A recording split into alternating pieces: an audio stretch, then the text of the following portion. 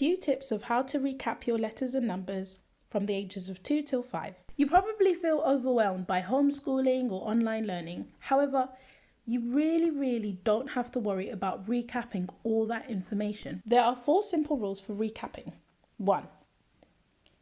It should be under 10 minutes.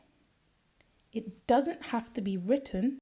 And you should be able to recap anywhere. In your car, in a plane, during a fire, under a truck. Recapping should be based on previous knowledge, something they've learnt or done before. They don't always have to get the recap right. That's why you're recapping, so they can eventually memorize it. You can purchase some cards or you can make your own. Anything that they struggle with, just simply make a note of it somewhere so that you can go through it again the next time. You don't have to vigorously memorize and learn it. Learning letters should be a really quick activity. Just show them the card, get them to say the sound as quick as they can. Whether they get it right or wrong, it's fine, as long as they're going over it.